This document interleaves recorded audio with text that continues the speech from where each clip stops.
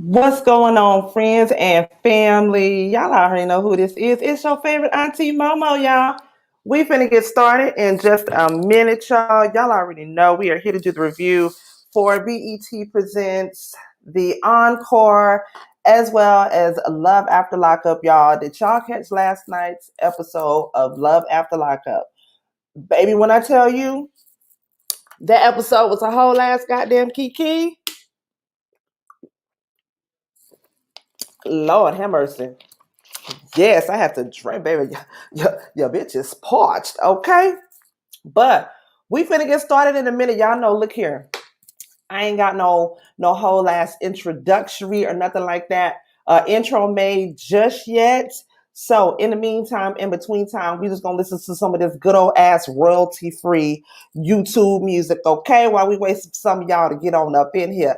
So y'all listen to this music with me, okay? This one right here kind of jammed. Let me turn it down. It is kind of loud, baby. Got to turn it down just a little bit. You know what I'm saying?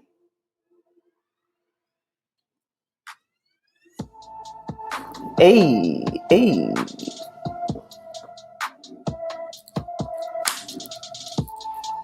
Y'all do me a favor and share me out.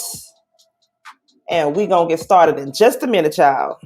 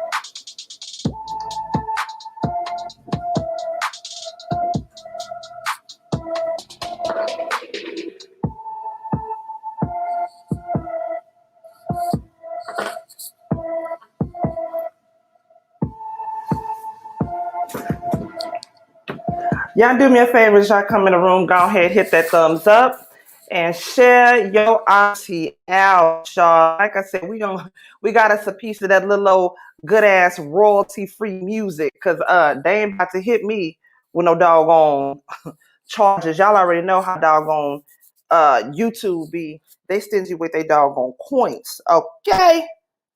I'm trying to get this doggone thing together so I can share this out. Did y'all catch last night's episode? See, and I ain't even been drinking. It's early. I ain't even been drinking, y'all. I swear to God, I haven't been drinking. Did y'all catch last night's episode of Love After Lockup? When I tell you that was so goddamn funny.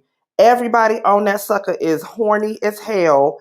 And oh Lord have mercy. The go-ins that I could go on some of these folks. I could go ham on them, but I don't want to do that because, God has put me in a place where I'm trying to make it to heaven. But baby, when I tell you last night's episode of Love After Lockup was funny as hell. Damn it. Everybody on there getting played. I'm sorry. I'm sorry. Lord, forgive me. Y'all know I'm trying to make it into heaven, and I'm probably giving God hell my whole way there. But everybody on goddamn Love After Lockup is being used, and you can't do nothing but pray for them hoes. You know what I'm saying? You can't do nothing but pray for them goddamn motherfuckers because they get used, and this shit was funny as hell. What's going on, Mizzle, baby? What he say? Heading to work, stopping by, giving you some love. Thank you, baby brother.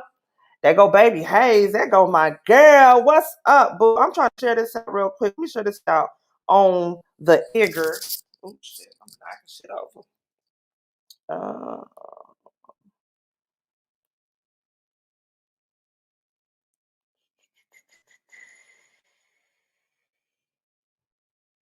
I know it. See, when you get older, where are my glasses? Speaking of which, while I'm sitting here, I am getting ready to try to do this with no glasses on, which I'm getting old as hell, knowing good and fucking well I need my glasses. They are all stupid, baby. Mizzle. Oh my God. I could not believe the shit that I was seeing on TV last night. Let me hurry up and do this, share this out so I can get into this review. We can go ahead and knock Encore out the way so we can get into Love After Lockup. Hold on one second. Here we go. Child, I need my glasses. I need to stop playing. And let me put this on so y'all can see who I am. See who I be. Let's see. Cinemax After Dark. Girl, Tracy. It was a whole ass mess, girl. Let me tell you, hey, here I go. I'm trying to share this out on see, y'all know your auntie. Oh, I'm trying to share this out on the Iggers real quick on the IG. Oh, anyways, how was y'all's day? How has y'all Saturday been so far? Mine has been good. My nephew and my son stayed at my sister's house last night, so I got a good, peaceful sleep in, saying, although they back right now. They still downstairs, they somewhere around this house fucking up shit, but that's what little boys do. BET. Oh, my god dog on ankle is killing me, y'all. Oh, a bitch is old. My ankle is killing me. Hey, Lily, what's going on, girl? You already know we finna kiki about Encore and Love After Lockup. Girl, did you see Love After Lockup last night? Lily, bitch, if that one Skinamax at its finest, and I was here for it all, girl. Oh, girl, let me finish sharing this out. Shit, I'm sitting up here tripping, girl. Hold up. Let me finish sharing this out. Y'all know my motherfucking ass can't see. Uh, uh, uh, uh, uh, uh, uh, uh. Hold on, y'all. Hold on. Y'all know a bitch like me is old and I can't see? Girl, hold on. Okay. Here I go. Here I go. Okay. Bitch, I'm for real. I can't see. Okay, there we go. We got that bitch shared out. We got it shared out and all that. You know what I'm saying? Okay. Oh, look at my friend. Oh, look at my friend that I work with. He's so cute. Y'all want to see my friend I work with, Derek? Look at him. Don't he look so handsome? I don't even know who that is that he with. But he just got a little handsome smile. That's what it is. Okay, y'all, look, let me pull up my little old notes and get my little old drink so I can lubricate the palate so we can get into this bullshit that was BET Presents Encore and Love After Lockup. Let me tell y'all, first of all, BET Presents Encore, that wasn't nothing but a whole bunch of goddamn arguing, and it was getting on my goddamn own nerves. And I don't know about y'all, but next week I'm gonna need these bitches to do a 1-2 step, a do-wop pop pop, a do-wop shabbat bop or something, because it wasn't no singing this episode, and I was a little irritated by that. It wasn't nothing but a whole lot of getting on my goddamn nerves. And another thing, let me go get my fucking glasses, because I can't fucking hardly see. Hold on one second, child. Hold on. Bitch, because I can't see. You putting up groceries, baby takes. Okay, let Auntie go get her glasses, girl. I'll be right back, girl. Hold on one second, girl.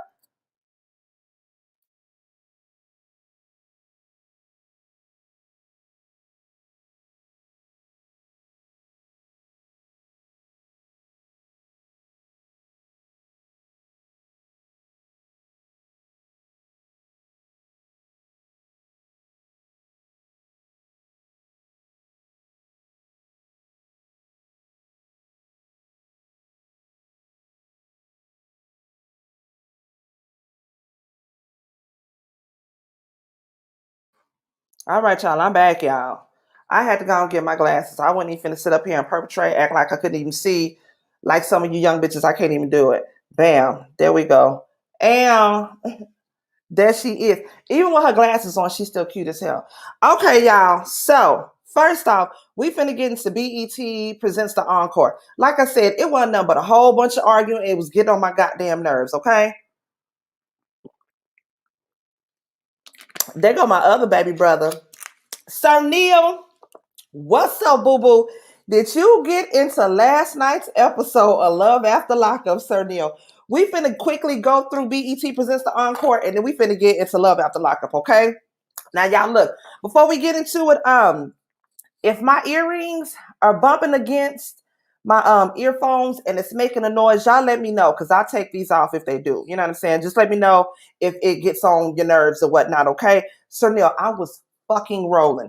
It was a mix of Skinamax, Dumb and Dumber, World's Dumbest Criminals, World's Dumbest People that done got with folks that done got locked up, and goddamn scamming and scheming. It was a whole lot of going on with that shit, and I was fucking rolling, okay? So y'all, let's get into it. First off, we are finna get into BET Presents the Encore, okay? Now, like I said, it was just a whole lot of arguing with them, and it was getting on my goddamn nerves, okay? So we gonna start off with, let me get my little notes or whatnot. What she say? What in the BET After Dark was going, baby? It was like, what was that used to come on BET later, BET Uncut, but that was on We TV Uncut, okay? Mizzle said exactly, all the arguing was ruining the show. Thank you. Carlos and Todd together, it could be something good, but all these ladies in this house have this fucking ego. I'm sorry, they all do have an ego, except for Nivea in India and Pam, okay? Because we know Pam is covered in the blood of Jesus. So, you know, she ain't got no issues with nobody. But y'all, let's get into this, okay? So it starts off with the twins in the morning. They in the kitchen cooking. Keely in the kitchen cooking. I will get to Keely. Keely was throwing down on them steaks. I was like, God damn, if her big too fast can't do nothing else, that bitch was so putting it down on that goddamn flick of the wrist in that kitchen. I wasn't even mad at it. And then the other twin was in there making, what's the morning hash? Morning taters. Ooh. Have y'all ever had them good breakfast hash morning taters in the morning? Y'all look here. Let me take y'all back real quick. Now, I remember how my grandma used to make them. She'll cut them potatoes up real good and pull an onion on there and a little pepper on there and fry them shits up. Bitch, they be so goddamn good. Ooh, with some of that thick ass bacon. Or maybe I'm just a country bitch. I'm the only one that remember that. But ooh, shit, that got my motherfucking neck itching. Ooh, I want some of that goddamn shit. What's going on? There go my baby sister right there. Hey, sister, I'm at work, but I have to catch you real quick. I really know you did. Baby sis. I'm going to see you in a little bit. But, so, the twins is in there cooking and whatnot, and they in there with Keely. They talking shit about Aubrey, of course, because we already know them hash browns, they hit different, baby Hayes. They hit different. It's a Southern thing. I know they got hash browns everywhere because they got McDonald's everywhere, but I'm sorry. If you ain't had them made that Southern way, say the drama for your mama. I don't want to hear what the fuck you got to say. But Aubrey overheard them talking shit about her, right? Now, they was, of course, saying that, you know, Aubrey, I don't know exactly what she was saying. Anyways, Aubrey over here, the twins and Keely over there talking shit about her, right? Now, Aubrey better than me because I done went in there, kicked through the motherfucking door and been like, here I go. Bitch, I heard you was looking for me. Here I go. I'd have said something to them right then and there. But instead of her saying something to them, she goes outside and she talks with Misha, right? She lets Misha know that she overheard what the twins said about her. My great grandmother used to make the breakfast. Baby, Tracy,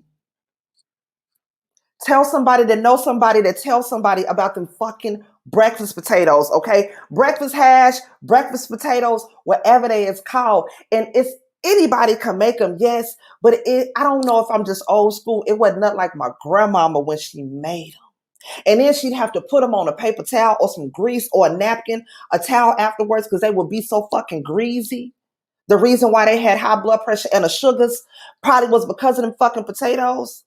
But I don't care. I don't care. And I might get that. You know what I'm saying? From that. Yeah. Baby say she was from Louisiana. So she put the boot in them shits. Okay? I already know about you niggas from the boot. Okay? You niggas from the boot are some of my favorite fucking people. Okay? One of my favorite YouTubers in the world, Brandy Blue, is from the boot. Okay? One of my favorite entertainers in the world, Big Frida, is from the boot. I already know how you niggas is from the boot. And then the food, I ain't never had no hash taters from Louisiana. I bet that's good.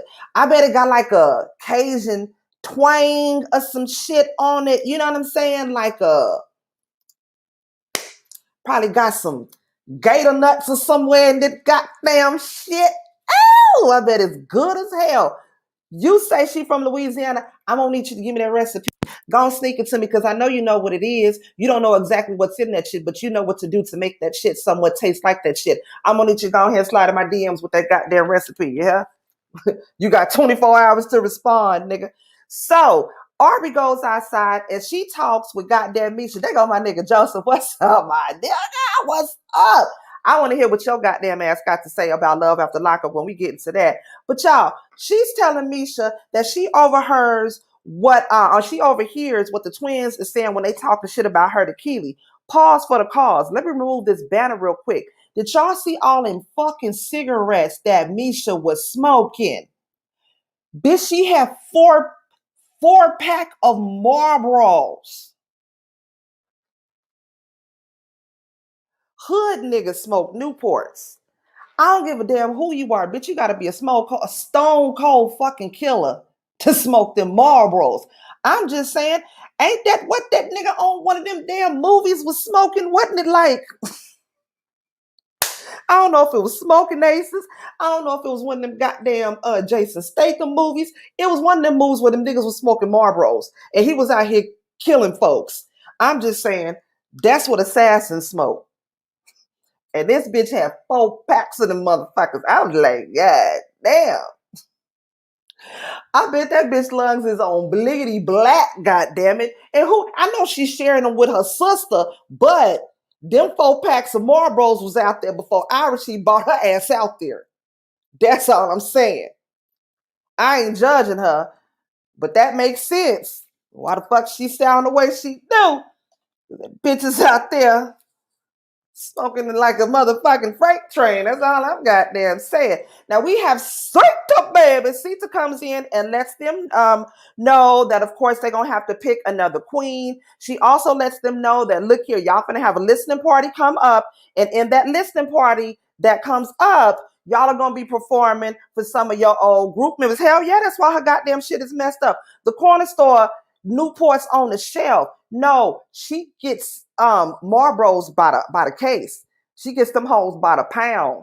I'm sure she like a dealer with them goddamn Marlboros. Because I'm just saying, or is one of production going to the corner store and buying her these packs of Marlboros every day?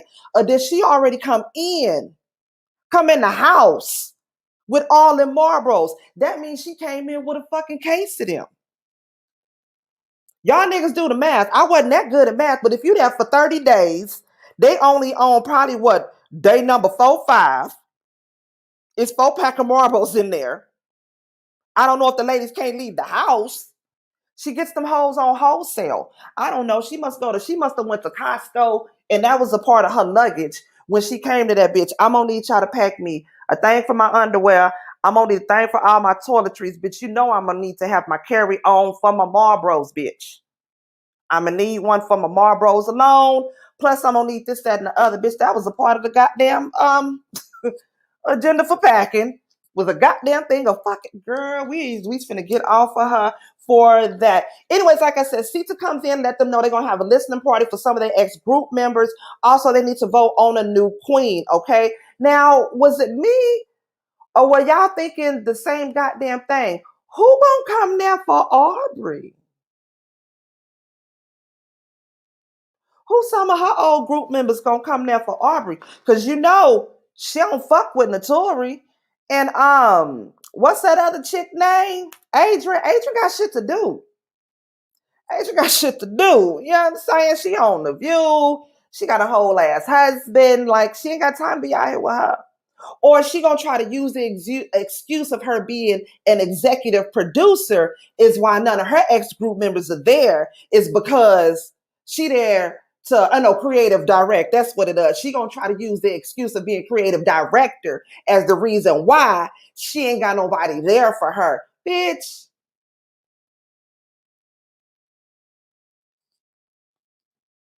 But you ain't got nobody there for you because nobody like you. Don't nobody like you. Don't nobody like you. It's your upper body, bitch. It's your upper body. Don't nobody like you. Here goes Sir Neale. Child, Sir Neale finna come in here talking shit.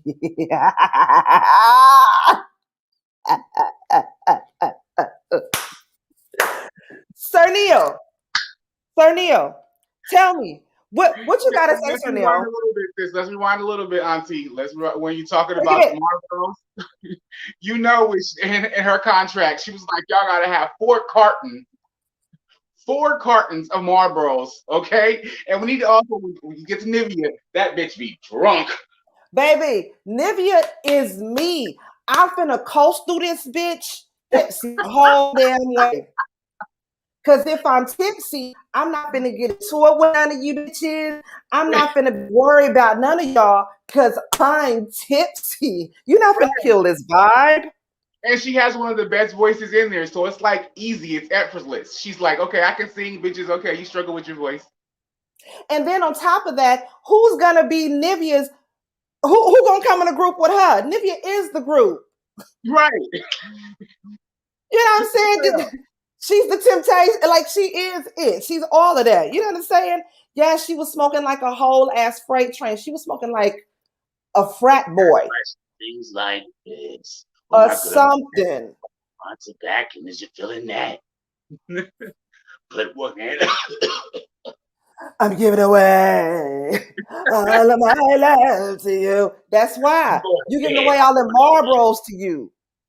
Girl. I gotta deal with this. Now you going to bed, bitch, because you gotta go smoke a cigarette because you're feeling for that nicotine and the back of your throat is hurting because you're trying to push them damn notes out and it's not as easy as effortlessly like it used to be. You know what? If she's smart, and I'm not even saying this to be funny, all them goddamn Newports, she should do a sponsorship with, Marlboros. She should do something with Marlboros. I'm just saying, 702 with a Marlboro commercial. Well, a third of 702. No. Not where my cigs at from the front to back. We gonna be in the back. We be smoking that. Fuck them Newports and whatever you saying that, like they can get some money off of that. That's what I'm just saying. Now she with them damn with cigarettes, that she just needs to put that shit away. That's another reason why her teeth are gray from all them with cigarettes. Another thing remember her twin passed on. So maybe no, that was Irish's twin that passed on. Misha is the thicker one. Okay, yeah. Irish is the skinnier one. With the tacky necklaces on, right? Yeah. Okay, yeah. That's why her teeth is gray. Yeah, they gray, baby. Hey, you know they is. You know they gray. But look here. They had to do a whole new vote or whatever right now. It ended up coming down to a tie between Fallon, Misha, and Aubrey. Now, we already know Keely voted for her damn self because ain't nobody else gonna vote for Keely because nobody fucking like Keely. Keely is her. But you know what? You got to give it to Keely. Keely is her own cheerleader. She has her own coach. She has her own band. She has her own cheering squad. If you don't nobody else have to like her, if don't nobody else have to like her, she gonna love her, and that's all that goddamn matter. Joseph say they're gonna be singing "Where My Drugs At." Where my drugs at? Where my drugs at? From the front to back. Are y'all in the back? No. I wonder, did she have this attitude in her group? Lily, she did, because if you watch the Unsung with Mila, she said that her and Misha stayed into it. They constantly bumped heads because Misha felt like she needs to be lead singer on a bunch more songs, and they gave it more to Mila. And Misha was the one that mostly had the problem.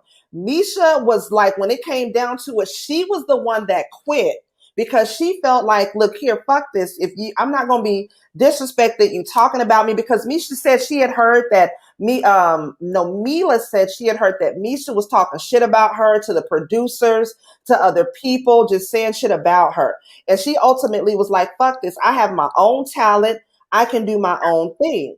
And she ended up leaving. Now, she didn't end up having the success as a solo out artist as she would have thought she had, because, still God got a way of working shit out the way it is. But at the same time, so that's a blessing right there. That is. But one thing about Mila, she never had to convince anybody of her voice and her talent. It just showed for itself. Mila was brought in to after the group went through, I believe it was like 2 different changes. They were always Right. And the two sisters felt that they should have been the lead singers because they were the start of the group or whatever. Mm-hmm. They can't blow like Mila can. You need the strongest front, so they need to get over themselves. That's a bunch of, and they presenting it right now. Right. And you're right, Lily. You're right. She corrected me. She's talking about Keely. I wonder if she did, because her mother was a manager. You know what I mean? And just think if her mother was, and then you know what? Perfect example. If you go and you look at some of old 3LW's interviews that they would do, Keely was always throwing a little shade at Naturi. She was always throwing a little shade at her. And as a matter of fact, on that Unsung, Naturi said the same thing. Like, she had just broken up with a boyfriend and she had felt sad about that. And they had to go and do an interview. And Keely brought that up in an interview. And she kind of threw her off guard when she said that in the interview. But it was like little light shade that Keely would always throw at Naturi. And I pray don't nobody, take this the wrong way when I say this, but I strongly feel like Keely thought, because she was the light-skinned, skinnier, long-haired girl in the group. Her mom was the manager. That she would. Yeah. And it's sad that all the rumors that we heard about throwing a fried chicken and her being derailed, you know what I'm saying? We know for a fact it's true, because you can look at Keely's behavior right now on this show. She acts like Naturi explained. Exactly. And so, you got to go back and you got to look at that Unsung, because that Unsung was really, really, really good. And like I said, it explained a whole lot. And like Sir Neale said, a lot of what we heard about back in the day to be rumors and all that, it come out to be true. Like, all that shit is coming out now. Twitter, right after it aired. Yeah, you so and they were right. Like, you're being mean to each other or whatever. Twitter was like, I'm glad you're finally showing your true colors, basically. Thank you so much, to you. I really do appreciate that. Sending you positive energy. I love positivity. Thank you so much. I really do appreciate that. God bless you. And thanks for coming in and hollering at your girl. Sure enough, appreciate that. So when it ultimately came down to it, like I said, it came down to a tie between Misha, Fallon, and Aubrey. Now, when it came, the queen's mandate stated that whoever the queen was, she gets to decide on who ultimately became the queen. She didn't fuck with Fallon because Fallon was supposed to be her homegirl, but she ended up flipping the script, turning into a bitch on her. She didn't want to deal with it no more because she was tired of all them hoes. So she went on ahead and gave it to Misha, thinking that Misha would be the better queen in it. Now, I get, you only got 3 options and that's who your options is on it. But I really felt like Shamari would be a good queen, because I feel like she, naturally, her being a lead singer in a group, she naturally has those leadership skills about her. But as well, she's ready to fucking work. Like these other ones, her, Pam, and Nivea, they didn't come to bullshit. They came to work. They came to get a job done because they got shit to do later. They need to do their own group in between. They need to have, because they're worth more. And I'm very surprised that a lot of the girls, they're talking about, I can do this, I can do that. And one of the twins also mentioned, I'm one of the only women producers. And I was like, huh? No, bitch, you're not. No, you're not. How egotistical for you to just tout that so fucking loud. You're not. Look at these people. The reason why Nivea and them is cool, because they know the back business. You know what I'm saying? Right. They know the business. You know what I'm saying? They know how to get shit done. Jazzy Faye, for one, Nivea. I bet you if they made Nivea queen, she'd be like, okay, shut the fuck up. This is there, and we do. No. Yeah.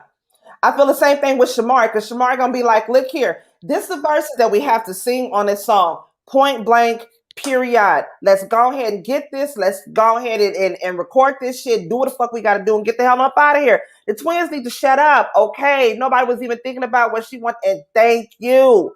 And she got upset about it because she was like, I feel like the only reason why Misha voted for Aubrey is to ultimately do this and that and the other. And Misha quickly shut her ass down. She said, bitch, I voted for Shamari. So calm the fuck back, cool the hell on. This is what the hell it goddamn is.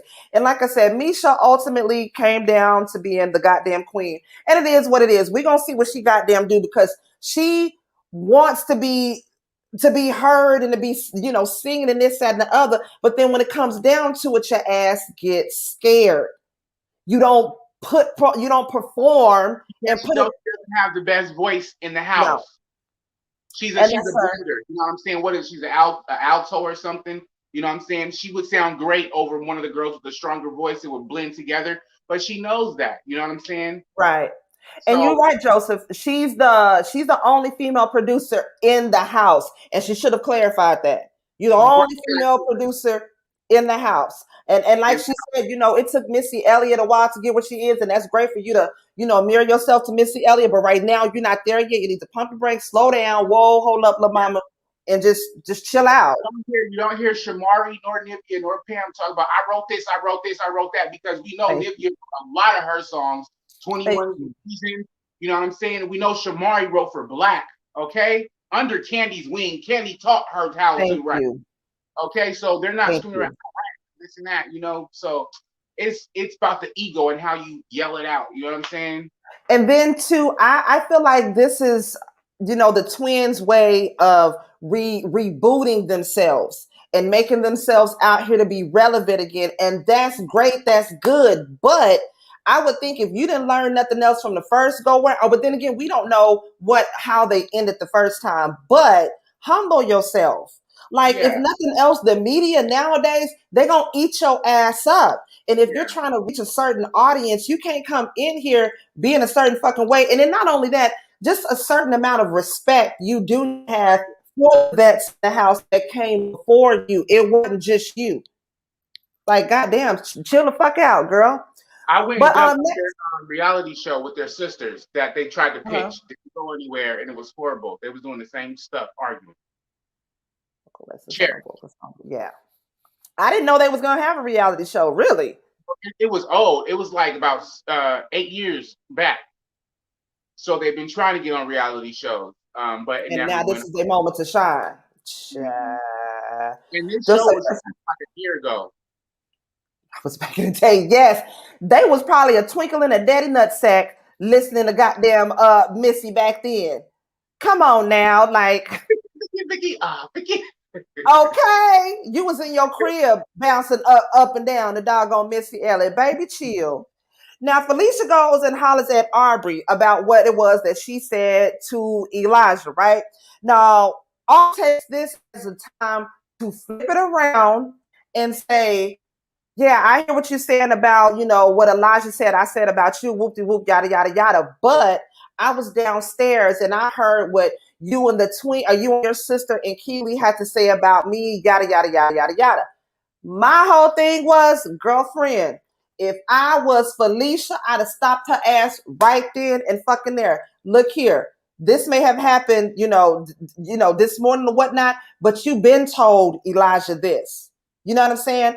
And I didn't like how she tried to flip that whole thing. And what y'all was doing, what Elijah said to me, he tried to turn this into a who's dick or balls big or whatever competition, and which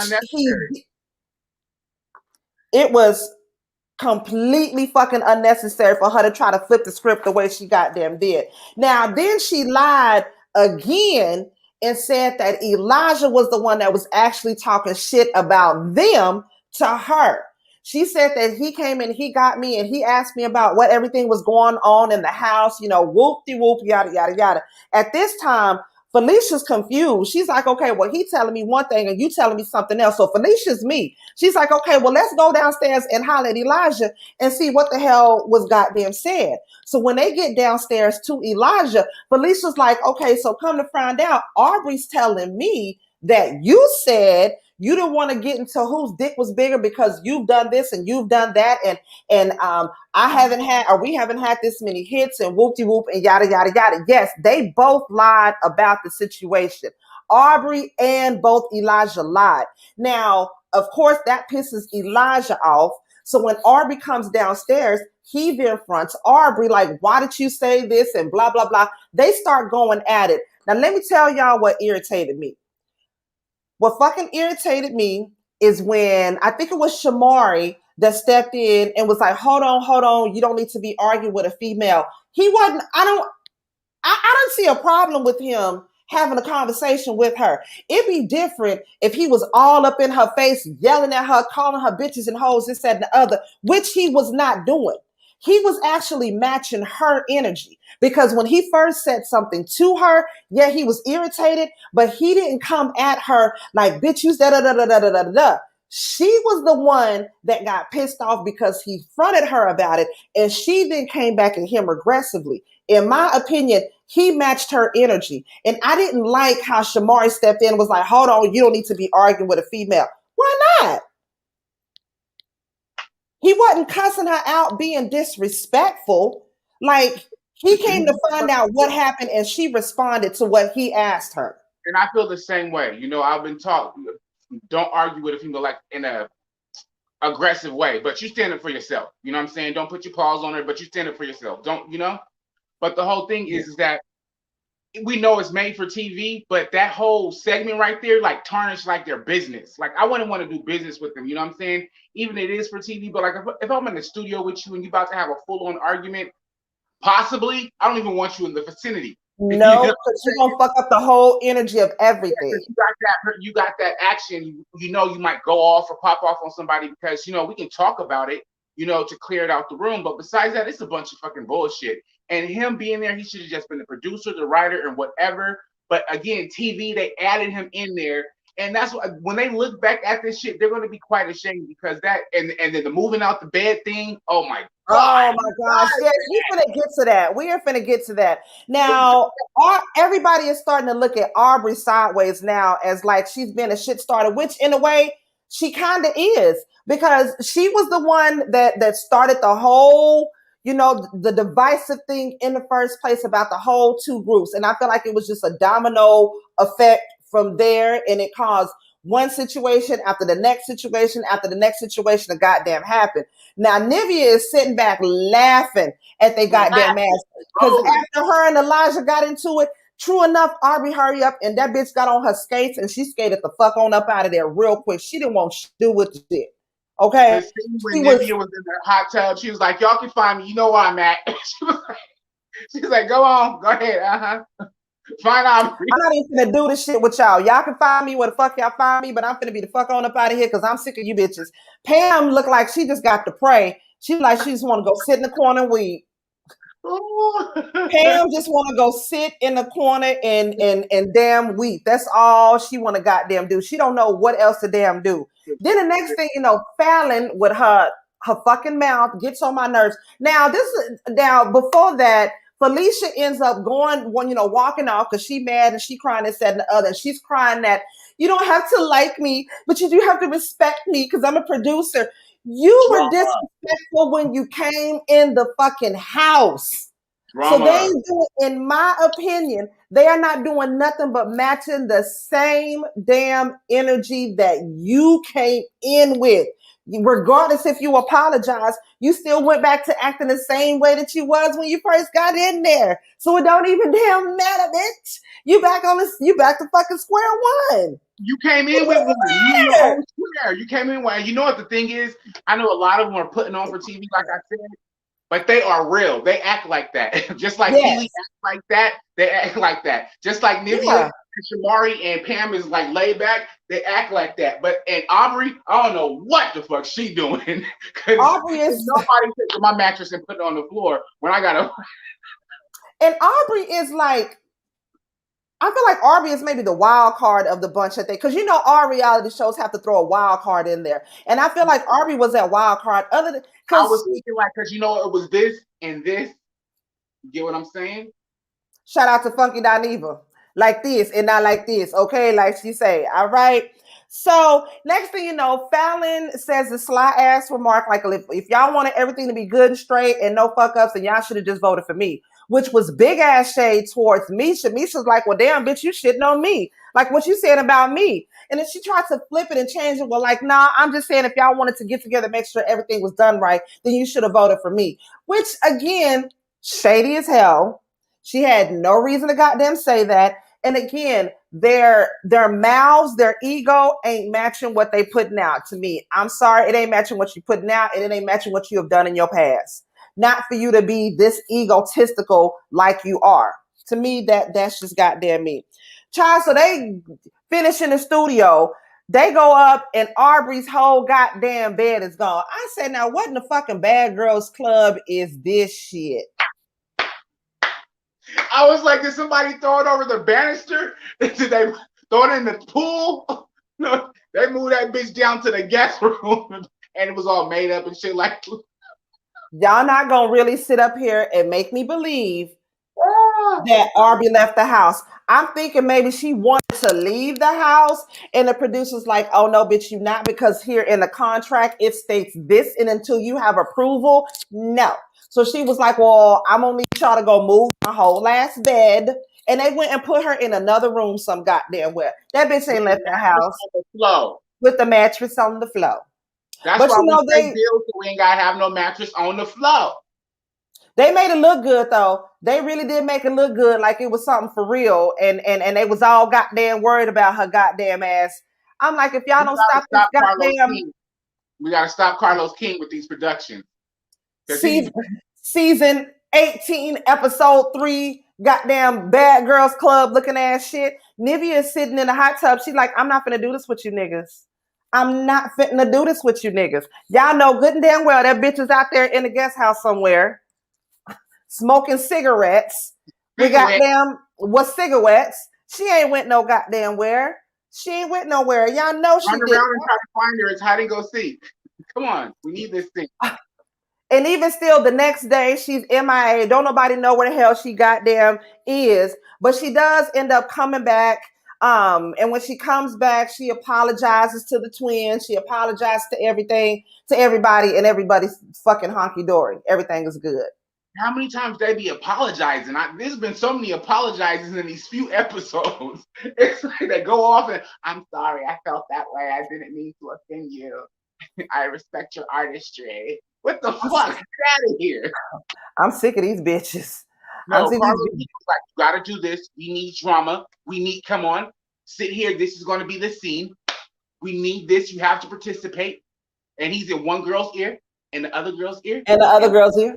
And that's that. Show. And here we go. The shit show you have here before you, and we fucking love it, okay? We love the drama. So, the ladies in the studio, and they're talking about the set list. They're working on it, and they can't quite agree on what order the songs need to go in, right? Now, of course, the Cherished twins feel like the songs that they wrote and the songs that they are performing on takes precedence over all the other songs and all the other females on there. Yeah, she went to a goddamn panic room somewhere. Child, she went to a panic room. She locked me up. Everybody moved to the panic room. Child, yeah, because you know she did, and them people need those things. She was like, "Oh my god, I'm so fucking uncomfortable. I don't feel safe." I was attacked by a man verbally. Verbally, they got a Karen room just for her. They took her ass to the. No one's ever spoken to me like that in my life. Okay. They had a Karen room just for her. They took that bitch to the Karen room, let her sit it out for the night. With Diddy, she was the first person ever on that show with Danny Kane to go up against Diddy. And he was like, I'm about to kick this bitch out the group. But he couldn't because she had a dynamic voice. But she was doing the same shit, complaining about the placement in the song and things like that. So that's her MO. Just like I said, all these bitches, I believe that artistic, they act like that. They took her ass to the Karen room. They let her go and cry it out. Go and get out your system now. It's like the drunk tank. They took that bitch to the Karen tank. And wait, she in Calabasas. They motherfucking police facility is a motherfucking drunk tank. It's not no jail. In Calabasas, where they film that shit at, yeah, they take the white booty that had too much Chardonnay and them pills. They don't lock them up. You just get a night of sleep. Ooh, take that hoe. They took that bitch to the Karen tank, let her go ahead and sleep it off or whatnot, right? Now, Fallon and Felicia, they end up getting into it. They supposed to be on the same page. That nigga background thing, that should say Negro. What all of that say, Sir Neale? I just see Negro and I love it. I'm here for it. I don't even know what your back, the cover in the back say. Oh, it's my blanket. Remember I was telling you, was trying to make sure, yeah, it says Negro, and it's I like that. It's about black explorers. I like it. I like it. I just seen Negro. Yes, Lord. I had it all folded up nice and shit. You done fucked it up. I'm sorry. I'm sorry. We was talking about the Karen tank and it just threw me off and whatnot. So the twins end up getting into it. And I thought that was awkward as hell because everybody was sitting back looking like, okay, now what the fuck do we do now? It's different when they get into it with us. Now these bitches done got into it with each other. Like, what we do? Do we do them like two pit bulls and let them fight it out until they get tired? Or what do we do? So everybody just kind of sit back and let the heifers, there you go. There you go. Bam. And it's perfect. Bada. Negro. I'm here for it, goddammit. I'm here for it. Now, the ladies end up trying to talk to Fallon, but Fallon is stuck in her ways. Of course, this little heifer is goddamn hard to work with. They can't get nothing done because, again, she's got it set in her own mind what the hell it is that she want to do, right? Now, I'm a producer. Okay, girl, get on my fucking nerves. Now, Fallon overhears Aubrey saying that they don't have enough bangers for the set list. Now, she was not talking shit about the songs themselves. She simply said that they did not have enough upbeat, up-tempo songs that for the set list, right? Fallon gets that like a little bone and runs back and tells Felicia, oh, they talking shit about the songs. They saying that we don't have enough bangers. They don't. I thought it said Negro please too. I thought it said Negro please too. Your blanket. I thought it did. No, this is not Negro please. No, this is historic. This tells us about our black adventurers. Do you know that the first man that ran a Iditarod was a black man? That's an Icelandic track who created because he was a slave and he got his white masters through Alaska. At the bottom of this, it shows. We'll talk about it later. Stick to the topic. Sorry. Yeah. You know what? I need to make a little thing for every time you give us a moment in Black history. Because, baby, when I tell you be dropping it on us, so I can just pop it up. It'll be like, the more you know, something like that. You know, I love my blackness. I'm saying you be educating us and whatnot. So Felicia is mad. Felicia takes her ass, or she ties her ass downstairs and starts going off on everybody else, thinking that she is actually talking. They talking shit about the songs because, again, Fallon ass done went and misconstrued, played telephone with what she heard. Now, once she goes down and confronts them, they go and looking at Fallon like, bitch, why'd you say that? She then tried to backtrack and was like, no, I didn't say that. I said that they didn't say this. At this point, Felicia already on go. She already on 10. So it don't even matter what they actually said. She going off on them. And it's just a big ass fucking. Don't do my song. The song. Don't play my. Then take it off. You don't got to do the song. So how childish is that? Like some kids. Exactly. I was just going to say that. Like some childish ass babies. They get pissed off. They get mad. Felicia is then like, well, take me out the songs. I don't even want to sing them. Misha can sing all of my doggone song, my parts. I don't care. Misha's like, okay, good, great. Which we all know. Well, not going to go well. I'm just saying.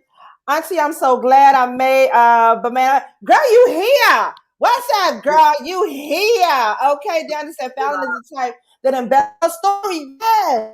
She's the type of person, she gonna hear a story and she gonna pick and choose the most crucial parts, and that's what she gonna run with, and she gonna smack it up. Yes, she gonna smack it up, flip it, and rub it down, and come up with a whole goddamn another story. I had to watch that episode multiple times, and they didn't sing not a single time in it, Miss Fire. That's what pissed me off. If y'all want to be arguing, y'all at least could have did a doo-wop pop somewhere in between all that bullshit. I had to go back and rewind to who said that. I had to go back and rewind to the other. I was like, let me listen to the songs they've been playing them in the background. But what Misha said, it was true. They do need a be like, it ain't gotta be like no Little John, you know, but they do need like a not say a banger, but like something like rock to it. You know what I'm saying? Yeah. It was like. And then the Fallon gonna say, well, you know, we need something that's mid-tempo. And they trying to tell her, like, no, we need to do something that's up-tempo. And she was like, no, actually, mid-tempo is what's popping nowadays. I was with them, y'all. You know, I'm 41.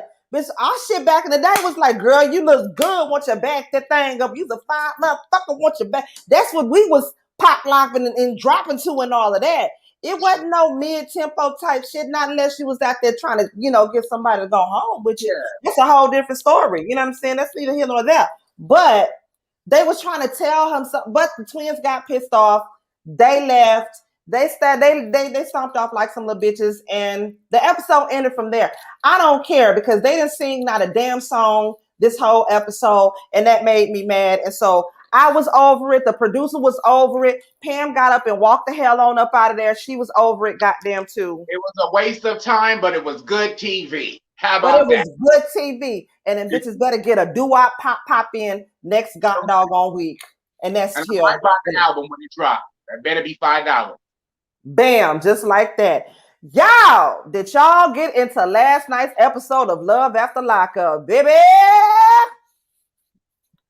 Baby, baby, baby. Let's go! I will be Africa till the day, until the dawn. That's what we used to do right there. Right. You know what I'm saying? That's what we used to do. Boop, boop. Okay, y'all, so look. Last night's episode of Love After Lockup was a whole ass goddamn kiki. It was a whole ass goddamn cuckoo. And I was fucking here for it, okay? Now, we're going to start off with Stan and Lisa, okay? Y'all, let's just go get Stan and Lisa out the way because y'all was thinking like we was thinking. When it ended last week, we was thinking, okay, how the fuck does Lisa look? You know what I'm saying? Because she was saying that she looked like... She was saying that she looked like a whole ass dude, and we like, no, girl, you don't look like no dude. Like, maybe, you know, she said, oh my God, I nearly died because the episode was... Girl, it was Skinamax. It was Dumb and Dumber. It was World's Most Dumbest Bitch. It was everything, Miss Fire. So look, girl, I know I was like, because when his face was kind of like, he kind of looked like that. I'm thinking, okay, so she must look crazy. Auntie, at this point, when you want me to talk, say, Sir Neale, what's your opinion? Okay, so I will let you know. I will let you know. Let me know. I will let you know. Miss Joy, what's up? Joy, what's going on? All up in the chat. Oh. Joy says she watching ass. Joy, did you watch Love After Lockup last night? Because that's what we finna get into right now. Girl, if you didn't, baby, she went from Lisa to Leroy. She went from Lisa to Larry. Bitch, she went to Lisa to Leon. She came out that bitch in a whole ass goddamn starting lineup. She went Rancho Cucamongas, NBA. She went from Christopher. She came out in a whole ass goddamn tracksuit with her hair buzz cut on the side. I'm like, bitch, got your hair pulled out where? Bitch, got your hair pulled out where? Stop. She came out looking like she plays. She came out looking like a whole Marvel character. Like bitch. That shit was intentional. What is your name? What is your superpower? She came out like she is the point guard for the Pelican English prisoners, the Pelican Bay Prisoners basketball league. She is the captain of the team. She get out there, she hit them threes. That's what that bitch do. She came out the whole ass goddamn starting lineup. I don't give a damn. That bitch look like she played with LeBron. She came out and she plays for the Wizards. That's the WNBA team. I said, who is this big ass lumberjack bitch here? Girl. Oh my God. That haircut that she has, Stan, if you watching, That haircut was intentional, my nigga. That wasn't no accident. She didn't accidentally with the get side her thing and the razor cut. I've seen women with that hairstyle before, lesbians and straight women.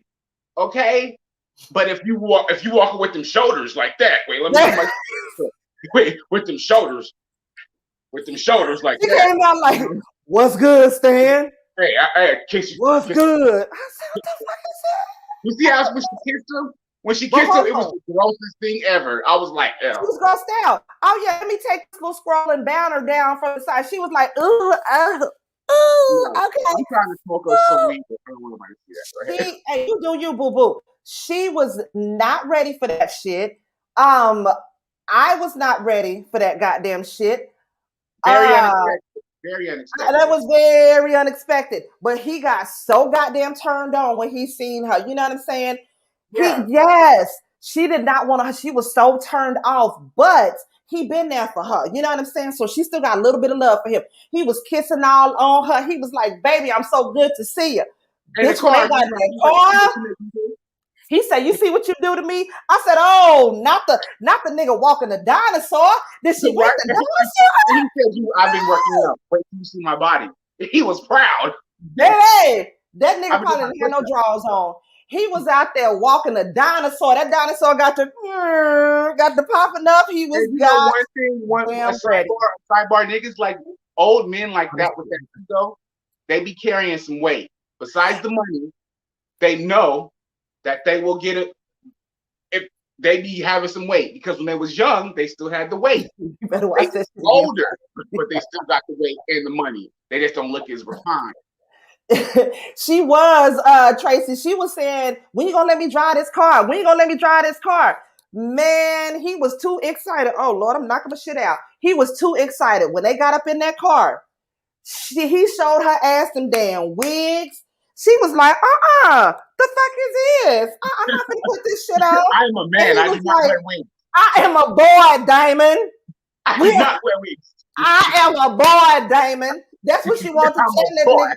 Don't you be giving me them goddamn wigs. I am a boy, Diamond. Where's my jeans strap with the matching shoes?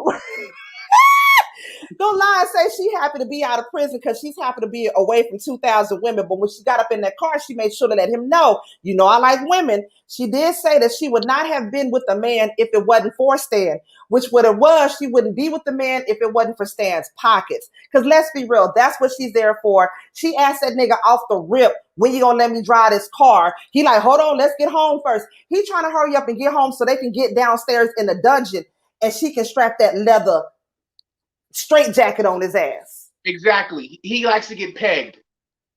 Yes, he does. Yeah. I didn't want to go there with it, you know what I'm saying?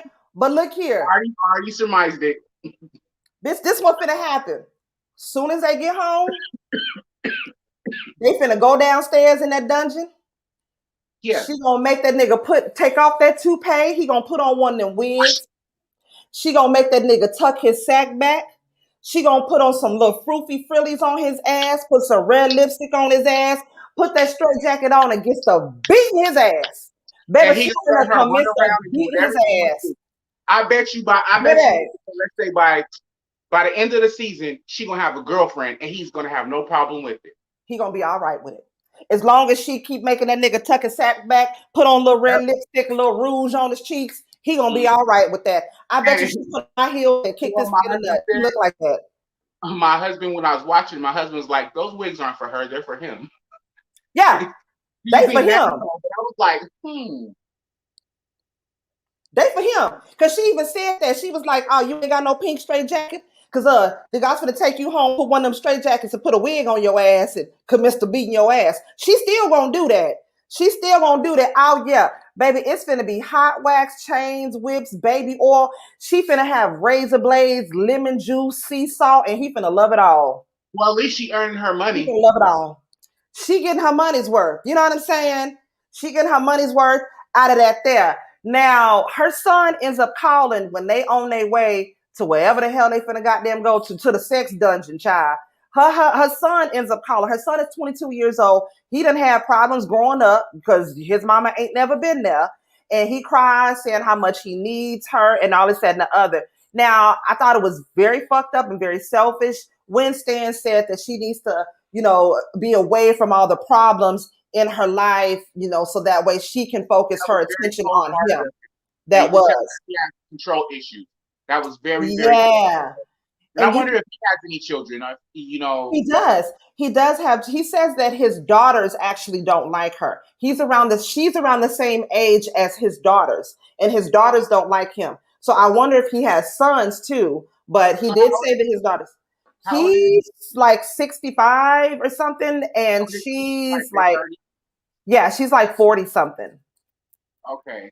Yeah. But yeah, no, he can't date older women. Older women, they can't handle his ass, much less him being able to handle they goddamn ass. But I thought that was selfish when he did say to her that, she needs to, get away from whatever problems is like, and she even let him know, like, that's my son. Like, she knows that she ain't been there. She been fucked up and she got a lot of time that she got to make up for. But when she put that fucking wig on, I was like, girl. I can't believe that goddamn shit. And when they asked her was she gonna marry Stan, she talked about she gotta get unmarried from the two niggas that she's already married with. She don't know if she can do it. I mean, mama got a whole lot of problems and all of that shit going on. I'm gonna need her to do something by herself. But I'm anxious to see this shit. This shit is funny as hell. She finna take this nigga for everything he got, and I can't wait. I'm here for it. I'll be surprised if that nigga still got his toupee at the end of all this goddamn shit. I'm going to be surprised if the nigga got his toupee. So we moving on to Brittany and Ray, y'all. Now, Brittany and Ray, that means no. Yeah, he's some messed up stuff to like her. Like, how do you want her to dump all that exactly? And then on top of that, he has to understand if you're going to accept her, you're going to have to accept all of her fucked up ways and everything that goes with her. Now, she even said, too, that when she done got out before, all she had was bullshit on her mind, the next goddamn shit that she can get into. And I see her doing the same shit with Stan. But keeping Stan, because Stan is a for sure thing. He gonna be there. But she's still finna get out here and fuck around and do what the hell she goddamn do. But her family gonna be tied up in that dungeon, and girl, she gonna rob the shit out of all of their goddamn ass. They need to be goddamn careful. They all gonna be down there in some goddamn She's going for the jewels. She's going for the jewels. She's gonna have an insurance policy. She's gonna have one on him, the mama, and everybody. It's a scam. Miss Lisa, we finna get into that goddamn shit in a minute too. But y'all, Brittany and Ray, I felt bad for Brittany because she really couldn't even get no time in with this nigga because his whole goddamn family wanted to come when he got out. His whole family is churches. They super saved. They dripped in the blood of Jesus and all of that. You know what I'm saying? Did you catch your point when the grandma was like, you're not supposed to be here? That's why they took him back, because you here. I said, okay, now. They seem like the type that they baby him no matter what happens with him. You know, he as long as you pray on it, you're going to be all right. And we're going to be here for you. And everybody that else tries to get with you, they got their own problems and agenda. If anything, you need to be happy that it's somebody that got their goddamn shit together that's willing to want to be with his ass to hopefully guide him so he can make better decisions with his goddamn life. You know what I'm saying? Now, he does say that his mother was shot 5 times in the chest and left for dead in a car when he was 11 years old. And so since then, that caused for him to sort of grow up angry. He'd been in and out of jail since he was like 12 years old because, you know, to this day, they still don't know who it was that murdered his mother. What does that say? I actually think this one may last, but the stepmother act like she molded. Yes. But then again, I don't know how long she's been the stepmother because his mother died when he was 11. So if she's been there since he was 11 years old, then, you know, yeah, she's been there. That's like her son. So I can understand her, you know, having some reservations or something like that. If she's been there for that, you know, that long or whatnot. But then he did say that his mother and father were never together. They separated when he was 2. So no telling how long she been a stepmama. The difference is what's Brittany is her name? Yeah, Brittany. Brittany, okay. She came in with respect. Right. That's right. That's right. That's what I like about her. Respect, you expect to receive respect. Right. Not the nasty stuff. So that was foul, especially for them being black. I know the whole show is choreographed and shit, but they shouldn't have gave her that. They should have been more accepting. She been taking care of your grandson's Thank son. you. You know what I'm saying? So where is she? She's giving him money. Okay? Thank She's you. not taking anything from him. So why the snide reaction and the cold part again, like I said, with because you're here, the grandma. Because you're here. That was like, messed up. That yeah, was that was and exactly. you can tell she was trying to keep her composure in the car between touching him and speaking her mind. You know how you got to deal with your in-laws. I've been there. You know, his mom and his aunties have put me in cold situations. Why I just had to shut the fuck up and just don't say nothing. That ain't right. You know, it's gonna go one way or the other. Yeah. Yeah. Well, she had to tread lightly, and then they literally had enough time to pick that nigga up from. And the justice system is so fucked up to a lot of these convicts. That's just how I think. Now, I know a lot of people feel like, oh, they convicts, it shouldn't matter. They did the time, they got, blah, blah, blah. But being somebody who has worked in the medical field, who has worked closely with inmates coming straight out of prison, especially a lot of inmates who have been locked up for years. The prison system does them so wrong. They are not there to rehabilitate them. A lot of times they're not there to teach them things and things that they're going to need to learn. So when they get back out into society, they can be functioning members of society. Like, they almost risked this man's freedom because the bus didn't come and pick them up from where he was supposed to pick them up at the jail. So the van dropped them off. So the van had to take him back to the jail, and the family had to get there to pick him up from the jail, which then from the jail, they had to rush to get him to the halfway house on time. Like, what if you had somebody that got to the halfway house that was an asshole that called the jail and then come back and pick him up? Like, that would have been fucked up. Yes, that would have been so messed up. And then, like I said, the family literally had enough time. They probably couldn't even stop and get this nigga a Big Mac or nothing. Literally had time to pick him up, rush and drop this nigga off. Gave him a bag or something, because when he got out of jail, he didn't have shit. Got him a bag, probably a couple short sets, some underwears in there, and he was on his way. We got to stop at the Dickie store. We got to stop at the right. And we got to get to the 443, whatever the fuck it is. Yeah, Tracy, I can see she gonna end up butting heads with somebody, whether it's the stepmama or the grandmama. More than likely it's the grandmama, but she gonna end up butting heads with somebody. No, but the thing is, they're gonna keep targeting her and nitpicking at her, even that she, they're gonna, and that's why she's gonna snap. She's gonna snap because they keep poking at her.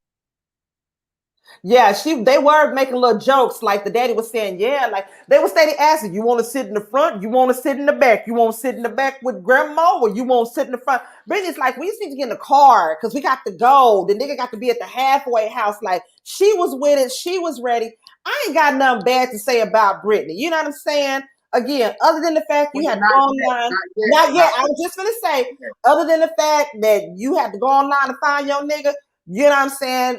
This could be a whole good ass situation. But far as her as a person, so far she seems to be all there with it. Hopefully shit ends up good with them. But stepmama was in the car, she wasn't appreciating it. And grandmama wasn't appreciating it. I'm expecting Brittany has a pattern as a lot of the other people on the show, is that they've dated previously on those penitentiary dating sites. So that might be her secret. The dad knew what was up when he told the family to stay in the car while they kiss. Exactly. Daddy about his son. He like, don't sit on that ass, son. We got to drop you off at the halfway house. Gonna be a minute before you can get it anyway. He ain't felt no woman's ass for, you know what I'm saying? He like, yeah. It's like, yeah. Daddy already know what's up. Go ahead, cop your fear real quick before we go ahead and get on up in this house. You know what I'm saying? Real quick. Get you something. Right. Go on, get you something real quick. Baby. Hold on, we're going to get you something real quick. Let's go ahead and get the new folk out the way real quick, child. We got Anissa and Jeff. Off the rip, this is giving me Big Ange and Tony vibes, okay? Tony. Only thing is, we don't know if she smoke a whole pack of cigarettes just yet. We don't know, but She's 51. He's 39. They've been together. No, he's been locked up for 3 years, right? Now check this shit out. She says she's been a cougar her whole life. Her first marriage, she was 19. He was 19. She was 29. They were together for 10 years. He bought her this $9,000 ring. Like, he was there for her, did everything with her, blah, blah, blah, blah, blah. But she got bored with this nigga and ended up leaving his ass, right? Now, she went on a prison website. That's how she ended up meeting Jeff. She said that he proposed to her over the phone and they've been together 11 damn years. 11 años. I said in Spanish for you niggas again. 11 años, I said. Sign language for you niggas. 11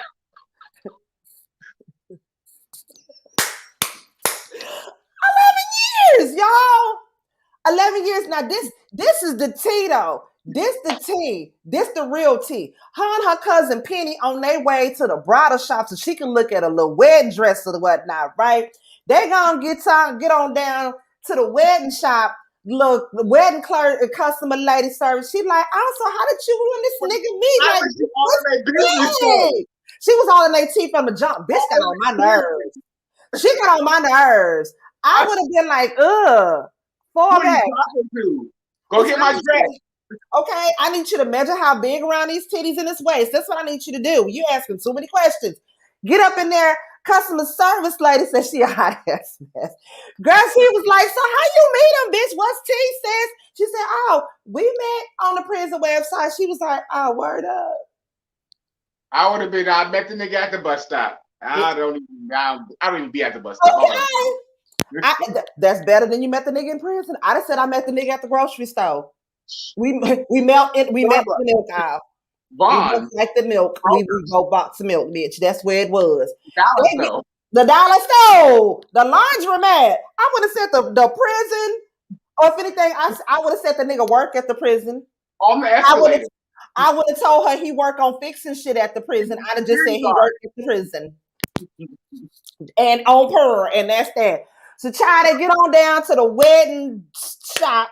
She's trying on the dress. And so cousin Penny say, bitch, so what happened if the nigga, I'd have said I met the nigga at the swamp meet. Any goddamn well, but the prison, okay? Child, and she was happy to say they met in jail too. Wasn't she, Tracy? These niggas be so happy to tell people they met in prison. That ain't your business. like you proud to have a fuck up. I got me a whole criminal, bitch. Look at him, bitch. Look at some tattoos. He ain't even got no credit score. He got a big dick though, but he ain't got no credit score. And he know how to use it on her. That's how y'all need to be concerned with. He can't get no job with his felon, so I'm gonna take it here the whole house. But it's okay, girl. But mind your business though, because that's my business. Okay. It's so fucking so the LaSalle cousin Penny say, so bitch, what you gonna do if he don't show up this time? What's gonna happen? LaSalle's girl say, hold on, what you mean if he don't show up this time? Like, what had happened though? Girl, she said he was supposed to show up 2 other times, but the nigga got out of jail and didn't show up, child. My thing is, I want to know his charges. What was he charged for? I think he got what was it, felony firearms? Because some of these niggas be giving me killer vibes. Like they kill a bitch in their sleep, poison you, insurance fraud. Now this is what I don't get. First, when cousin Penny say, I ain't never met the nigga before, I'm convinced that he not even real. Because I ain't even met him before. I ain't heard, I ain't seen his voice or none of that shit. I don't know. At first I was like, okay, cousin Penny's shady as fuck. She's shady as hell, right? But then when she got home later, her homeboy Kyle came over. Again, this is giving me straight up Big Ange and Tony vibes. Because you know Big Ange had a homeboy too that was trying to tell her. I don't leave that nigga alone. Drop that zero and get with the hero. Bitch, I am here. But she wasn't trying to listen to his ass, right? Kyle come over and like,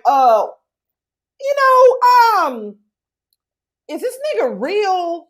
Like, I'm not saying that you crazy. I'm just saying, I'm around you all the time. Nigga ain't never called. 11 years. I ain't never seen him. He ain't never called when I was around. 11 years. 11 years. Now, when he said that, I was kind of like, you know what, child? I didn't want to crack jokes again. Because I was like, what if he not even, like, what if she being catfished out here? Another side of the thing is when Homeboy stepped in, again with the Tony situation, as the other guy tried to play the hero, he likes her. True that, yes. He may think that she's making up this other guy to keep him away. True. And that's the only reason why he's showing up, because he's trying to, you know, show you that he likes you. He wants to romance you and whatever. There, yeah. But you talking about you got a whole man in prison. It's like, why do you have a man in prison and I'm right here, bitch? And I'm right here, exactly. But again, like he said, he been around for a minute. He ain't never seen his or seen him on nothing. Ain't never heard his voice. Ain't never been there with a nigga done called or none of that. But Tracy say maybe I should if he gonna get a check. 11 years, I was your lover and your secretary. Working every day of the week, putting money on your books, and I'm wasting my time. When I got a nigga that's standing in line to keep playing games.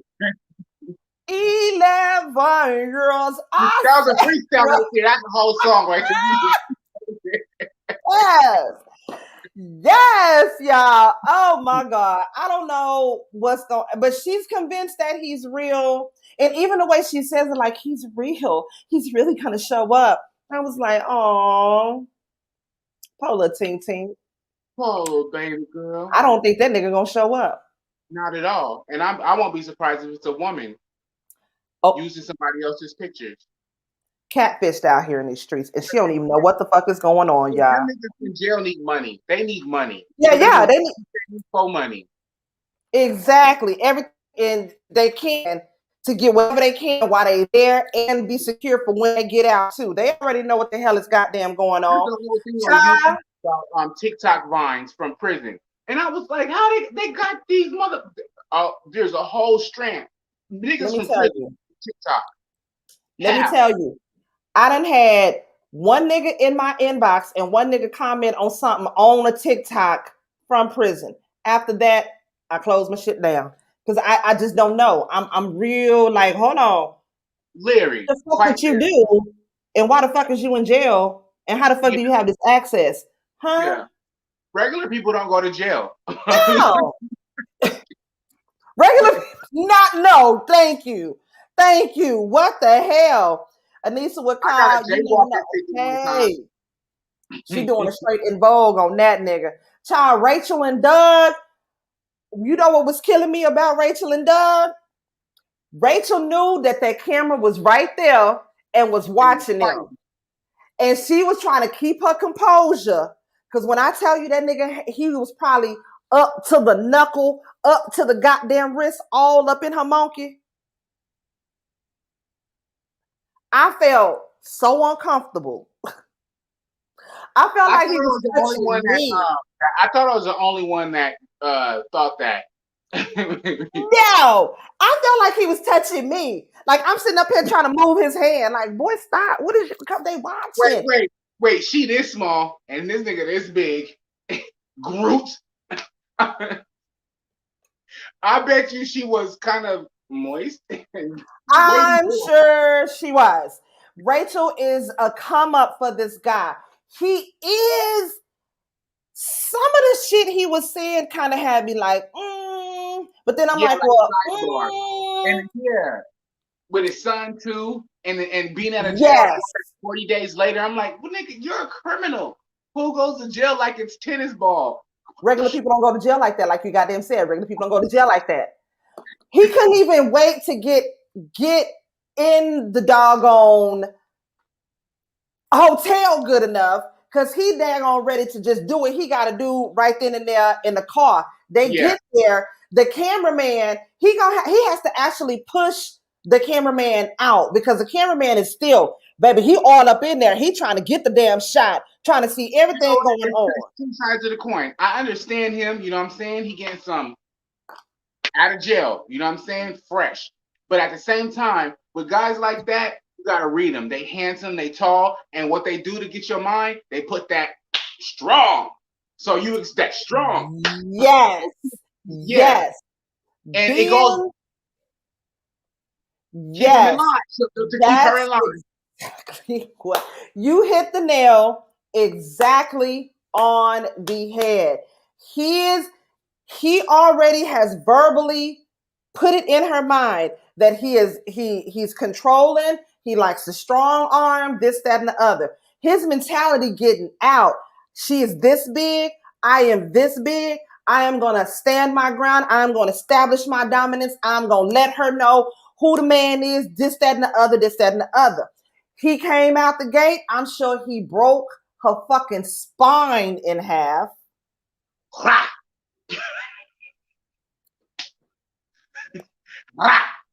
Back arch. No, bitch, I ain't mad at you. I'm sure. And we gave her a compliment. He said, hey, great boobs, great blowjob. Bitch, you did a good job. I mean, gave the bitch a thumbs up. You know, she had did good from there. So when they was riding to the house, which I didn't understand, why stop at the hotel and get it in when y'all could just went back to the house and knock pictures off the walls from the house and not even have to pay for the hotel. I didn't get that.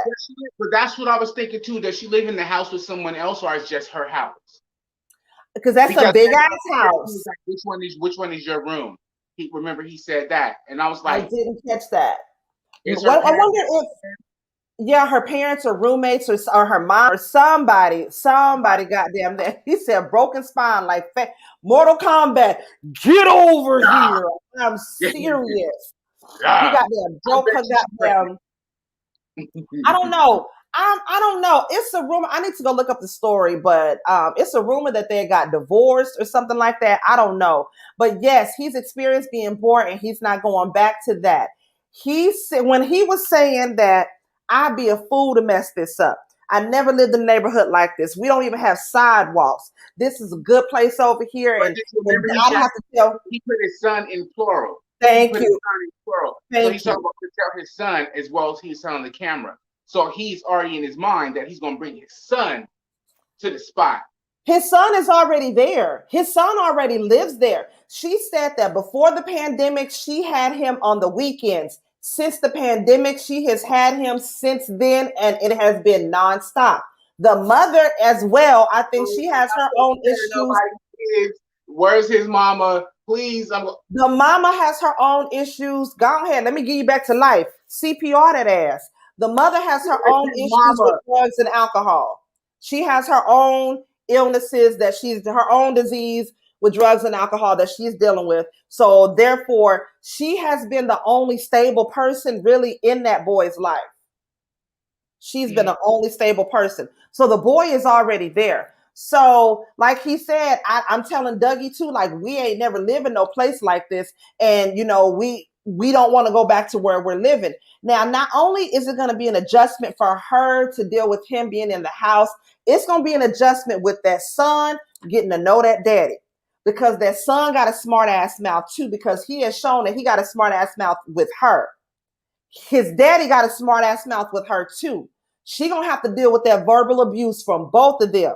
And quite honestly, he gives me very much so abusive tease. But I'm hoping he don't put his hands on her. You got to be a real motherfucker to sign up for this shit. Out of all the dating sites to find a and take on the weight of the child, the parolee, the probation officer. You got to be a certain type of motherfucker. Because it makes no sense. I want to do that, even if no, you don't even have to search for it. He is a homosexual. He's a homosexual, Tracy. He gonna get in where he can fit in, where he can lay the head at. Homosexual. That's who Doug is. He's a homosexual. He gonna fuck whoever he can sleep with. Doug is this one right here on the screen. That's Rachel's boyfriend. Oh, shut up. The husband. That's him. That's Doug. Yes, the big. He's what? 6'5". He can do anything for a home. He gives me very much so abusive tease, and I hope he don't put his hands on her. I sincerely hope he don't put his hands on her. And if he does, he's going back to prison. He's going back to fucking prison. So that's his. I hope he doesn't. Nuh-uh. I give him the benefit of the doubt. I'm hoping I'm hoping and praying that he does see that he has a future with his wife because they are married. I'm hoping that he sees that he will be a fool if he fucks up what he has going on and he is willing to make positive changes so that they can have a positive future, because I'm like And you know what? 60-40 with him. I believe in love. I believe that he can change because my sister married a man that was fresh out of prison. He was out of prison, but he was in prison for 10 years for murder. Oh, And Lord. all that parole stuff, Yeah. daily, hourly, and coming to the house and stuff. But he reformed his life. He didn't go back. Right. It's possible. Right. Yeah. And the reason why he was in a murder, he killed somebody, is in his defense. But Right. he got off the paper, how you say, you know what I'm saying? They be on paper for like 10 years. That's your whole life. That's 20 years. You get out of jail, then you're still on paper. He got off of that. So I can see people being rehabilitated by themselves. Absolutely. Yes. Not per se, going to the psych ward and so on and so forth. But it's possible. So I give him faith, but he do give me fuckboy vibes. All them ugly ass tattoos. Okay. And not to mention, like, did he take a shower? I'm not sure if he did. And the show it off. No, they got it in first and then took a shower afterwards. No, sir, no, ma'am, no ham, no spam. It would not be down. No. Because then on top of that, and on top, I would be on me. We'd have to shower together. I'd want to scrub you down, especially if you putting your mouth in places. I'm gonna need to. And that's okay, Auntie. That's another obvious thing. That's called intimacy. There was no intimacy. No. That scrub down is intimacy. That's not getting down to the dirty. If you can't be intimate with somebody to be able to wash their body, to be able to, you know what I'm saying? Let's have dinner and talk. It was just like, thank you. Now, he was ready to break her back and get him a bologna sandwich, and he was out. And baby, he broke her spine. Okay, Mortal Kombat fatal mentality. The bologna, the bologna. The belonga, Lord, not the belonga. When he cut that shit with that prison ID, I said, you know what? This right here is a wigger. This is a white nigga right here. I got suspended from school is because we used to have to pay for lunch. And my mom hadn't paid for the lunch, but she worked on the she was a secretary, right? And they gave me a bologna sandwich. I just tossed the whole tray. I was so mad because no, we don't eat this. In my head, I was like, nobody eats this, and I was so mad, and I got suspended for 3 days because I hit the cafeteria lady. And because you don't fuck around and play with no bologna sandwiches like that. God damn it! Yeah, you don't play. People like bologna, but I was taught that bologna is not good. It's like high in. It is. Bologna is the leftovers. Everybody know that. Everybody know the bologna is the leftover of every goddamn thing else. Yeah, he was trying to trap her with a baby. Hopefully she don't have one out of his ass. Bologna out of all things. Better hook me up with some seafood boil, Joseph. With a good little butter sauce. Can I get some roast beef? I mean, I'm just saying. Y'all, let's get into this final couple, bitch. Deontay and Nicole. Oh, Deontay. He needs a strong black woman to embrace him into their bosom. It's to show him how strong he is, how handsome he is. And thank you. He is not a bad like this. Deontay is not a bad looking brother at all. He is not, I don't care what nobody say. He is not a bad looking brother. Okay. He got a little body on him. He got Auntie. He works. He works. Will spend his money on you. He is not a felon. He ain't got no 5,100 kids running around here. Ain't got no problem working. His pants don't sag all off his ass. He ain't got 5,100 niggas be all hanging around his house. He ain't more worried about getting hot and laying at the house all day. Hallelujah. He looks like he cleaned Hallelujah. himself. Hallelujah. I don't know why he should have a list of women that are looking for him. The only thing is, why? He's on the spectrum. Bitch. Don't play with me. Bitch, I'm out. I'm done. No, you're not out. Bitch, I'm out. I'm done. No, you know I'm calling it to the gate. You know I'm pulling up. I'm pulling up. You know I'm pulling up. Bitch, I'm done. I'm done. I'm done. Let's be real. We're not wait. You know the only we gotta reason represent why for our strong black men and understand. We gotta understand. The only reason why I can agree with that is because y'all know my son is on the spectrum. And I have family members who are on the spectrum. As is my husband. He is somewhere on that spectrum. Yes, he is. But we thought it, but Sir Neale said it though. But Sir Neale said it though. What do you mean? You have to acknowledge these things. A lot of these bitches be laying with men that can't even read without a fucking high school education. They don't even know how to speak women. No, and that's fucked up that Nicole sees that he's got this softness about him and she abuses that. I want so bad for Dante to have an ex-girlfriend. I don't condone violence. Her to get ran on. Thank you. I don't condone violence. I ain't a killer, but don't push me. But I want Dante to have an ex-girlfriend or somebody who he was in love with at some point in time. No, I want one of his cousins. A cousin or something that sees this and goes and finds her ass. Because she is wrong as hell. Just snatch her. All Yunkin gets her ass because she is wrong as hell. Now she at the house getting her hair dyed. Her mama is dyeing her hair strawberry blonde because this bitch is getting snatched so she can go and see her ex. Getting ready to go see her ex, who she said the only reason why they had to break up is because she was getting 4 years. Had she not got locked up, they would not even have broken up. And her mama is condoning the whole thing. Mama got her own shit going on. Mama was married to a man when she went in. Now she's out of jail. Mama married to her best friend. She got a whole ass wife out here. But the rumor is that baby girl is married to a woman in prison. I heard that too. She get it from her mama. I heard that too. Dante don't seem like a well-kept type of bro. You think so? It seemed like a couple of AA back. Yeah, he's on the spectrum. Yes. The ex name is Zach. Yes. Now she getting all dolled up or whatever, right? Now she comes, Dante comes to the house.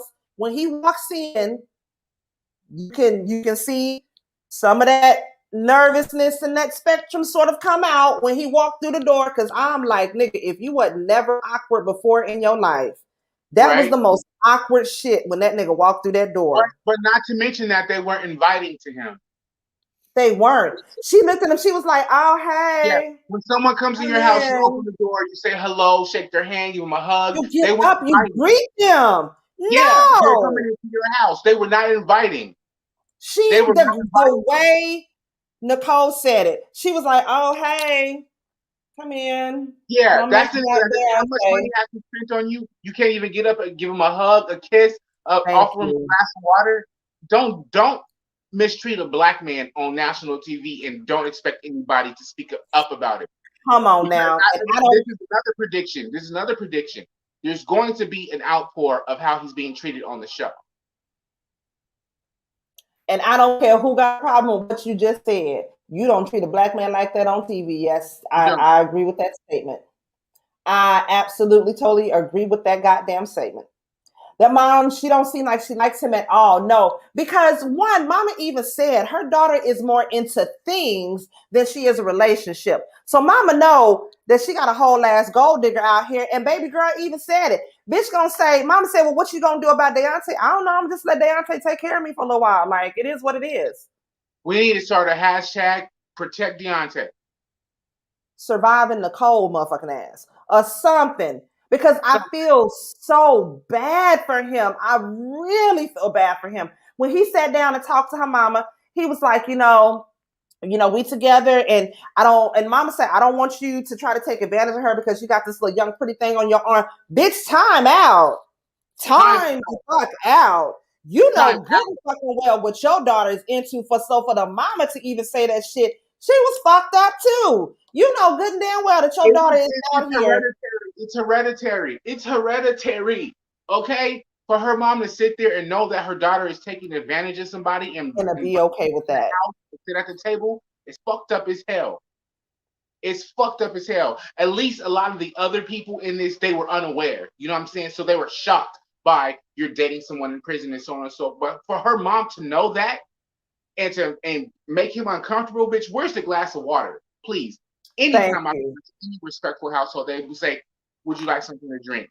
They come in and greet you. That's how my family is. My family, we get up and we hug. That's what we do. You want something, baby? You thirsty? You hungry? That's what we do in our household. And I'm also waiting for somebody in Deontay's family again to come up to protect him. I'm hoping so. To be to his defense, because I'm more than sure, like I said, he's on the spectrum. They know. They know. Yeah. They know. So if nothing else, his mama know. His mama damn sure know. For real. And I want to see too if this ex is gonna provide for her like Dante. Hell no. Hell no. Who else gonna get out of jail? Get a stack of iPhone. If anything, she's gonna tell her ex about Deontay, and they're gonna team up against him. Yeah, I can absolutely see that happening. Absolutely. Now, keep it over here. No. Now, this is another thing that let me know, Dante, baby, you got some fucking issues, and I can't believe you goddamn said that. When he said, I got a weakness for the women that I love, and mama was like, what you mean women's? How many women's is this you got? And he was like, oh, no. I'm just talking about Nicole. Actually, I got something that will prevent me from going out here and sleeping around on Nicole anyway. I was like, my nigga, please. And that was the point where I knew he was on the spectrum. That's the point where I knew he was on the spectrum, because he could how that wasn't an appropriate conversation to have with your fiance girlfriend's mother. That's exactly right hand to God. After that, I was like, oh yeah, this nigga is, I can see all the traits. I can see it, because that type of conversation was completely and totally inappropriate for you to have. First of all, to have with any goddamn body, much less your quote unquote fiance's mama. Baby, you don't do that. You don't do that, baby. No. I was so uncomfortable. Mama was so uncomfortable. I just would have been like, okay, baby, you know what? You want something to eat? You want something to eat? It was just wait. Yeah. You know what I'm saying? If that was a black family, change the subject. You want something to eat? Quick. Baby, they put it on Family Feud and start talking about their cousins or somebody, but us in the black family, we'd be like, nigga, I didn't need to know that. You seen Keisha lately? Nah. Right. When you see her, tell her to call me. What was you saying? We'd have changed the subject so goddamn quick. Then he sits down and talks to mama and lets it come out that they are engaged. Of course, the mama didn't know nothing about that, because according to Nicole, she was joking with him, told him to come bring her this little ring so she would have a better ring than anybody else in there. He came and brought her a ring, and he says he told her then, I said, well, you might as well marry me now.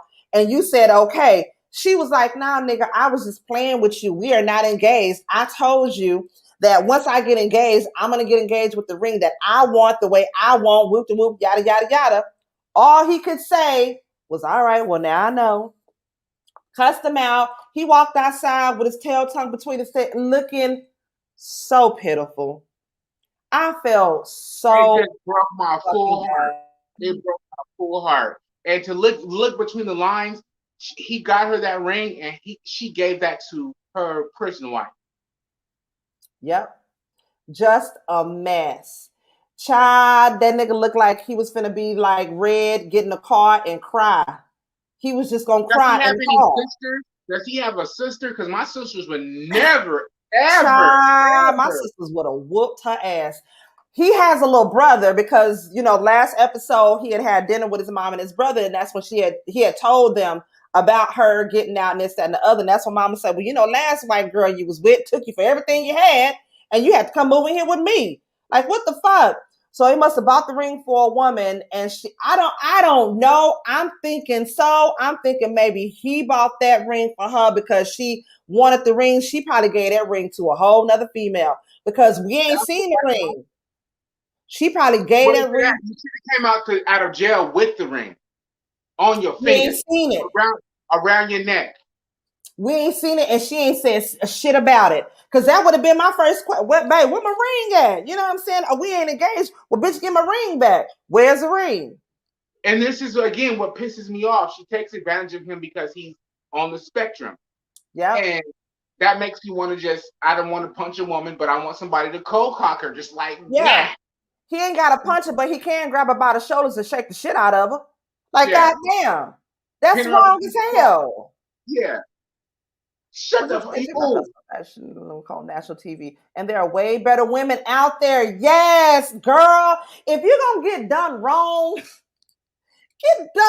by somebody that look like something, that got something going on about themselves, at least.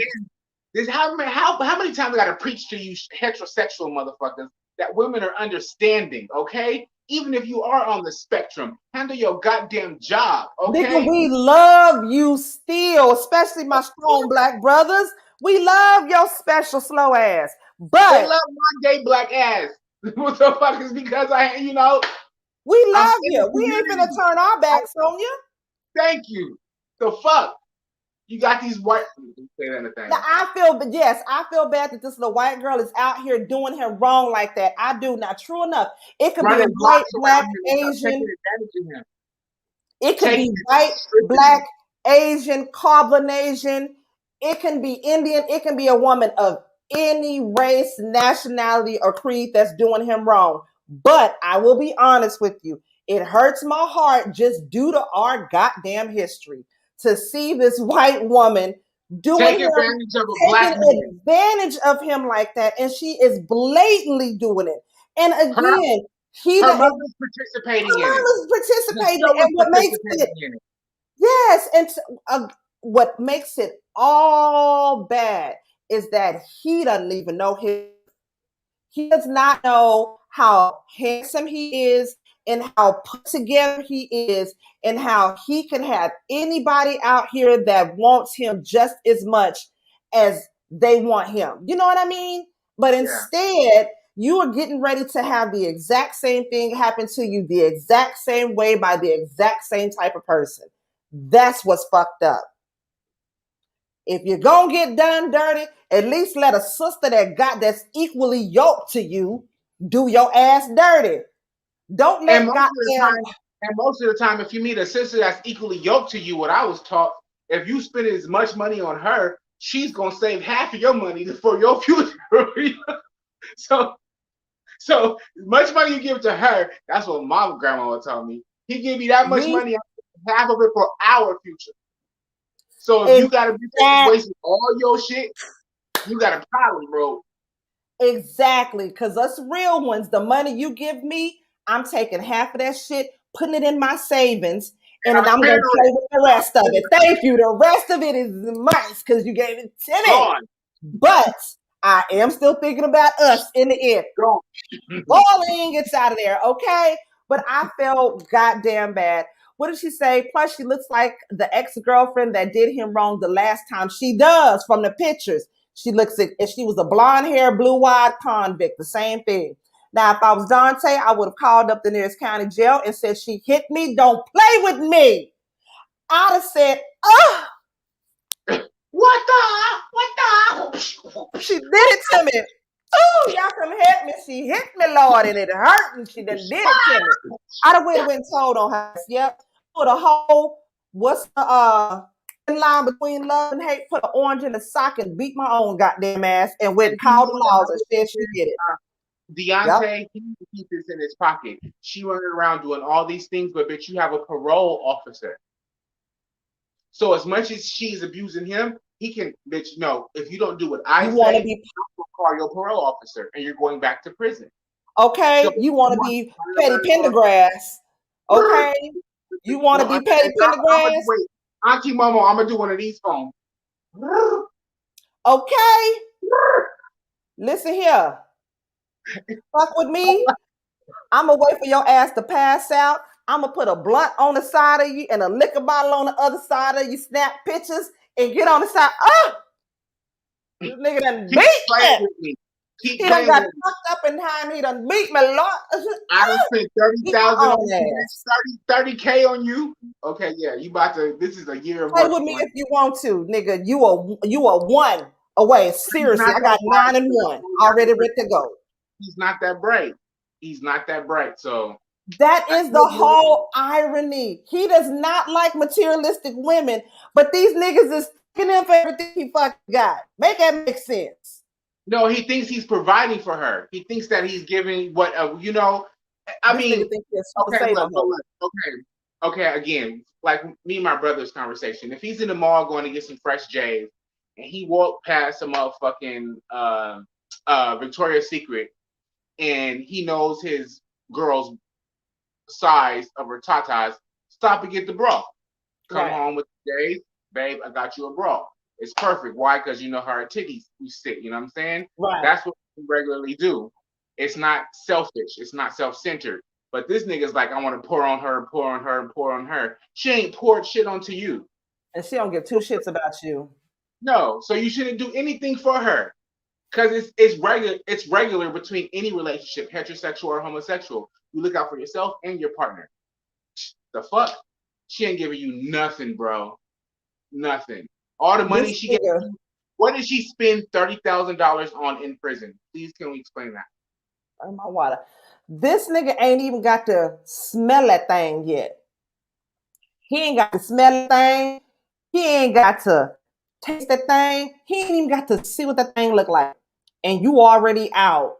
How much money? You have the common sense to do what tall dude did. Just reach over in that motherfucking seat and get you some. Child. Yeah, you can't tell me no because I'm coming to get it. You know. And wait. He was like this. This is tall dude. Okay, his hand. And then he was just like, there. And then that was it. And then that was it. And then that was it. Meanwhile, you got Pololo Deontay over here with the blue balls on Siggy Swole. whoa. I feel bad for him. I really do. Goddamn, Nicole, you bitch you. Somebody gonna get you. Karma is gonna get your ass, and when it gets your ass, you deserve it. I saved that. I ain't never really not liked nobody on the show before. Like, I don't like her. She is wrong as hell. She is doing that nigga wrong as hell. And when karma come back and get your ass, bitch, that's what you get. I don't even feel bad. That's what you get. On per. But y'all, that was the end of both of the episodes. I hope y'all enjoyed this review because, baby, the episodes was good. And this review was a whole ass kiki. Hey, wait. Auntie was not wrong for his sex toys. Just as he said, if women can have vibrators, it was perfect. True. But you shouldn't be showing it to people. He should, but he's not wrong for it. We just don't need to know about it. Exactly. He can have all the sex toys, the lubes, the everything, whips, change hands, just like Stan. No, just like Stan and his little straight jacket. You can have what you want. I bet he got a gag ball getting his ass. Every time we talk about Stan, we're gonna do this. This is Stan.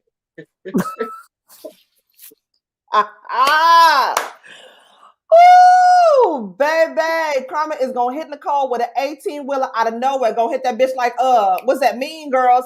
And bitch gonna walk in the street, bam, get hit by a bus. If somebody else don't hit her, she got a vehicle now, a person now. Reality, somebody's gonna hit her. So ooh, Tracy, I had fun with y'all too. Y'all in these comments are a trip. Fire, I enjoyed you. Come back and see me again. Fire, if you ain't already subscribed, make sure you subscribe, boo.